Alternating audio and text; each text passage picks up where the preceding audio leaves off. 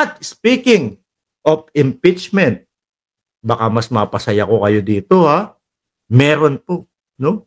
At Disyembre, ayan, Disyembre, may magpa-file ng impeachment para po kay VP Sara Duterte. Sabi ni Jam, asar talo. Ang asar talo.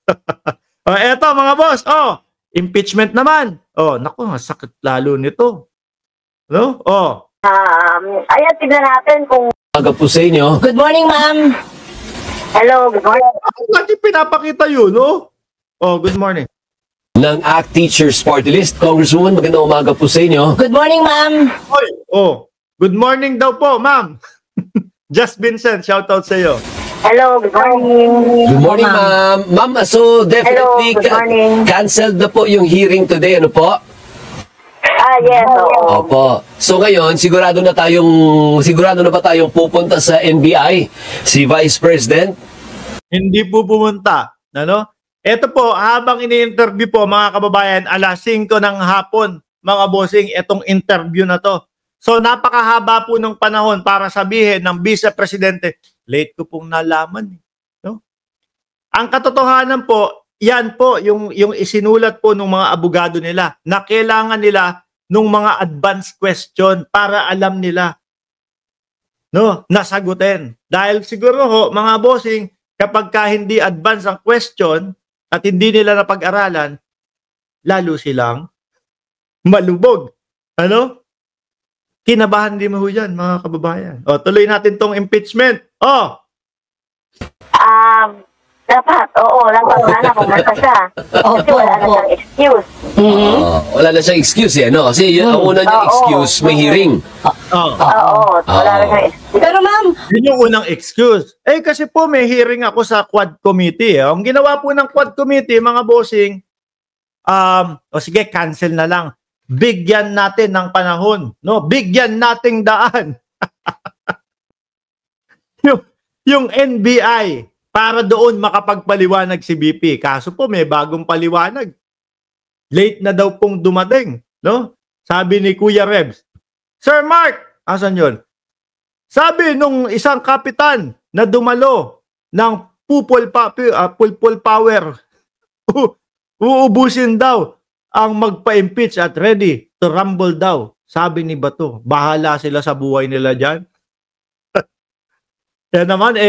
Yan naman, parang mga bas ni Duterte, parang mga dating Pangulong Duterte, sasampalin ko to. Pagdating na nung panahon at nasa harap na nila yung gusto nilang sampalin, puro tameme na. Si Baste, nung nandoon, nakaharap si General Torre, kala mo may stiff neck hindi makalingon ng ganun diretso lang ang tingin. Kasi pag lumingon sa kanan, kita si General Torre. Sabi siguro sa isip-isip ni Baste, nakakahiya yung mga sinabi ko. Nakakahiya yung mga pagbabanta ko, sasampalin ko siya, tapos hindi ko naman pala kaya. Di ba? Sabi ni Ma'am ni Someday, panay tahol lang sila. Correct. Game. Balikan ko lang. Ano ba yun sana dapat nating aalamin sa kanya ngayon doon sa hearing ninyo? Well, kasi di ba marami siyang mga certification na in-attest. So, alamin natin talaga kung chinek niyang mabuti yung mga acknowledgement receipt kasi pumirma siya doon sa mga certification. Okay.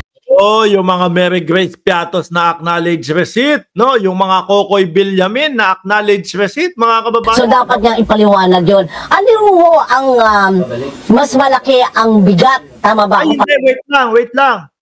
No? Wait lang. May dahilan na pala ang Vice Presidente dyan. Hindi naman daw dumadaan sa kanya yung mga resibo na yun. Kumbaga, yung mga tao niya ang tinuturo. Ganun ba ako? Hugas kamay ang Vice Presidente doon? Partner, mas malaki ang bigat or mas importante yung pagpapaliwanag niya doon sa mga ginawa niyang certification o yung pag-iimbestiga ng NBI tungkol doon sa mga Hindi naman siya nagpapaliwanag. Ang ginagawa niya, dinidepensahan niya yung mga kasamahan niya at nagdidikta siya. Nagdidikta siya sa loob. Ganun si BP doon, Sasabihin, ganito, ganun. Hindi, mali yan. Ganito dapat, ganito dapat.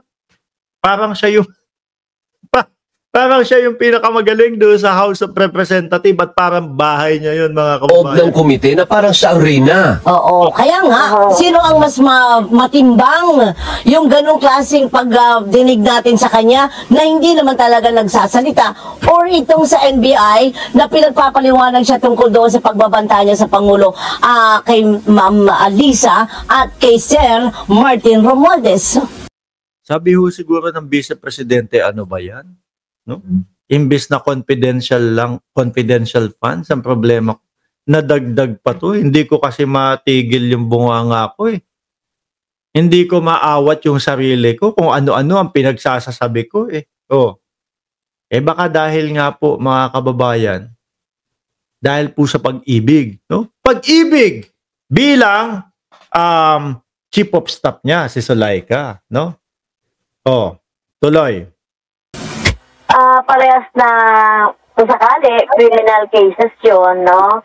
Yung harapin niya doon sa, kung hindi man totoo, itong mga acknowledgement receipts na ito, pinirmahan lang na hindi man lang niya talagang kinicheck kasi inafix niya yung signature niya. Kaya talagang talagang mabigat yan. Tapos yung kakaharapin niya rin sa NBI. Medyo mabigat din kasi criminal case din siya. Aha. Okay, sige. Puntahan natin yung di umano'y instruction from Malacanang kahapon na huwag niyong tuluyan sa impeachment si Vice President. Ayun. Di ho ba, mga kababayan? Sabi ng presidente daw, ayan, nakarating na po sa kanila. Huwag niyong tuluyan. Si BP Sara, wala naman din po magagawa si PBBM. Pag may nagreklamo, no? Pag may naghain ng impeachment complaint, tatanggapin din po yan ng Kongreso. Lalo na ho, mga kababayan, yung mga kongresista natin, matatapang po. Yung mga kongresista natin, talagang gustong makita yung mga katotohanan, no? Welcome na welcome yan. Ano?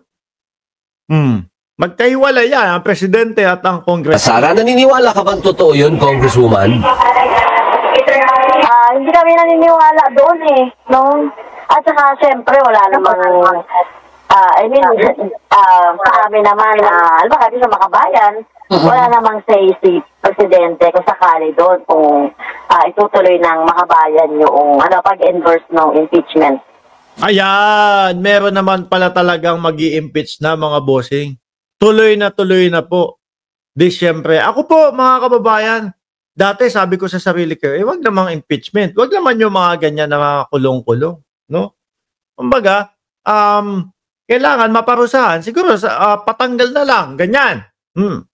Pero yung mga kulong-kulong, wag naman sana kasi may mga anak pa yan. Pero ho, mga kababayan, nung mga narinig ko, yung mga sinabi ng Vice Presidente, at ang paniniwala ko po, base po sa pag-aanalisa ko doon sa kanya mga sinabi, mga bossing, talaga pong banta eh.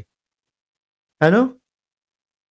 Talaga pong mga kababayan, may banta sa buhay ng presidente. Kahit po, bali-baliktarin natin yung kwento. Iisa po ang kalalabasan. Banta sa buhay ni House Speaker Martin Romualdez, First Lady Lisa Marcos, at ating Pangulo, mga bossing. So which means, meron pa rin, tuloy pa rin yun kasi dati na nag-usap tayo. Oo. Sabi mo, pwede, pag-aralan. Kung may magpa-file, willing kang mag-sponsor.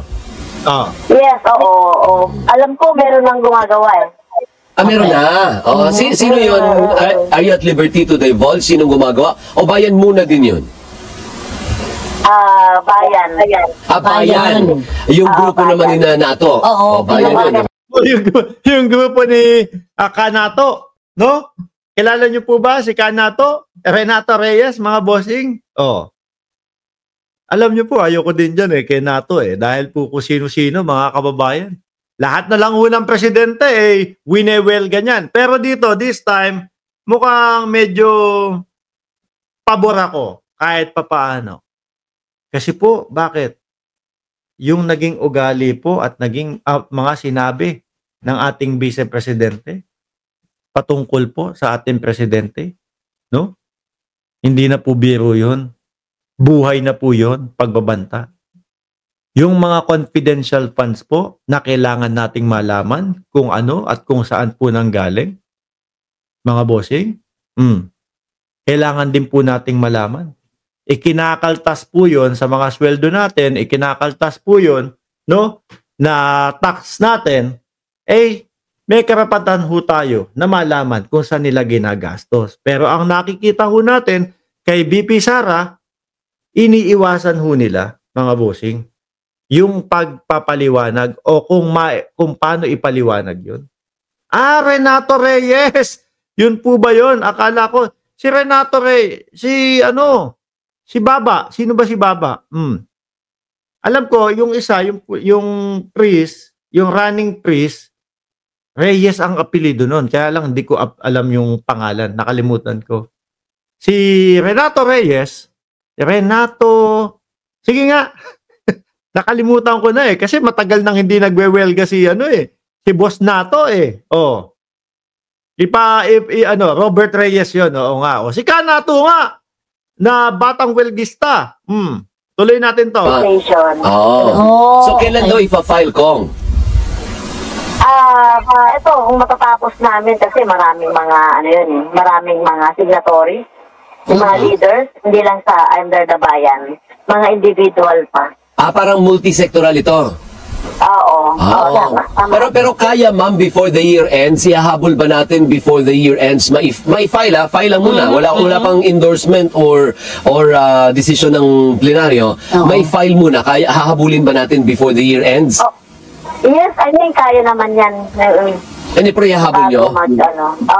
Bago matapos ang taon. Bago matapos ang taon, December, mga kababayan. Baka next week, no? Ados ng Disyembre, baka i-file na yan, Lunes. Hindi natin alam kung anong araw o petsa doon sa December. Basta sabi, bago matapos ang taon, mga bossing. Good afternoon, Mark. Cancel daw. Di dumating si BP. Hindi nga po. Nandiyan na din po si Sir Tony Ninobla. Sabi niya, Reyes din yung running priest. At si Renato ay welgista. Yan yung pagkakaiba ng dalawa. Last. Basehan po. Kahit broad strokes lang, ano ang magiging basehan ng isasampang impeachment complaint ng bayan? Parang siyempre yung una yung betrayal o public trust. Tapos yung bribery. Saka yung bribery siguro yung pasobre-sobre, Siguro yung pasobre-sobre na may 25,000. Tapos siyam na buwan na natanggap. Baka yun yung bribery. Yung public trust is, kumbaga, yung pondo natin, hindi nila ginamit ng maayos. O betraying, no? O public trust, baka yun. Ano pa? crime. Ano po ibig sabihin? Isa-isahin po natin. Yung unay betrayal of public trust. Ano ibig sabihin nun? Na ginawa niya para ba sabi na betrayal of public trust? Ano pa yung isa? Oo nga. Sige, betrayal muna tayo. Betrayal of public trust, di ba? So, syempre, pinagkatiwalaan ka ng mamamayan, ng pondo, tapos na misuse, parang yung ganon. So, iba ginamit sa kung saan-saan ginamit. Tapos pag bribery naman, di ba, yung wall, ka ng soul. Tapos yung yun, yung pasobre-sobre. No, mga kababayan, yung pasobre-sobre, parang panunuhol na din po yun. High crime. Ayan, tignan natin kung yung last na incident. Parang tinitignan din nila yung nangyari na incident nung last weekend. Yung pagbabanta sa buhay ng Pangulo. Yun ang ultimatum doon. Yun po ang tingin ko, mga kababayan. Ang naging wala na. Tapusin na natin to. I-file na natin to. Hinog na ang impeachment kay Vice Presidente. Iuin nyo, mga kababayan. Ito, example lang. Kung maging presidente ang BP, tapos ganyan po yung maririnig nating mga salita. Presidente pa po yung pagbabantaan. Paano na lang po tayo kung mga mapag-initan tayo, mga bossing, ng vice-presidente? Nako po. Baka hindi lang yan ganyan ang danasin natin. Plunder. high crime yun eh, yung plan. Yun. Plunder? Ano yun? Andun yun sa high crime. Bakit pumasok ang Oo. plunder? Hindi, may get 50 million eh. Okay. Tama? Oo. Oo. Tama, Kong? May get 50 million, ano? Oo, tama, Alvin. Kasi Okay. mahigit na 50 million yung tinitignan natin na misuse. Opo. Nandun nga ang bribery. So, yung mga grounds partner sa impeachment, treason, bribery, graft and corruption, tapos meron pa yung other high crimes. Oo. So pasok siya lahat. Oo, tingin ko Pinakyaw na ho ng ating vice-presidente, mga kababayan. pasok sa lahat. Kasi may betrayal, hindi, wala naman sigurong treason. May ground Wala ba pa. for treason, Kong? Oo, wala namang treason. Walang treason. So, nandun tayo sa bribery, graft and corruption, other high crimes, betrayal. Kasi masyadong wide ang betrayal Yun na nga. of Oo. public Pero trust, Congresswoman. So ngayon, mga kababayan, ayan, impeachment tuloy pa din po kahit na merong lumalabas na mga balita na sinasabi daw po ni PBBM ay wag nang i-push yung impeachment. Pero hindi po makikinig ang Congress diyan. No? Pag may nag-file po, pag nag-file na po yung akbayan ba? O pag nag-file po sila, mga bossing, panigurado tatanggapin po 'yan ng Congress. At ito naman po, yung sa NBI, hindi po dumalo, mga kababayan. Ang gusto po muna nila, nung kampo nila, na kailangan daw i-send muna sa kanila yung advance question. Makabayan, correct me. Pasensya na po. Yung advance question, kailangan i-send muna sa kanila yung clear copy of the complaint filed against her para mapag-aralan nila, no? Meron silang 12 days, kaya nagsabi, December 12. And other documents that initiated this investigation, including all attachment. Para nga naman mga kababayan, no? Kahit saan sulok magtanong ang NBI, may isasagot sila. Bakit napag-aralan na nila. Napag-aralan. Pero ako naniniwala, mga bossing, kahit anong pag-aaral po yung gawin nila, kahit anong lusot o paano nila ilusot ito, napakahirap po. Napakahirap, mga bossing. Mapagtatawanan at mapagtatawanan lang din po sila. Anyway, mga boss, Chief Sir, paano ba yan? 47 minutos na din po tayo magkakasama. Nasabi ko na po sa inyo na hindi po dumalo ang vice-presidente, no? Doon sa kanyang investigasyon doon sa NBI.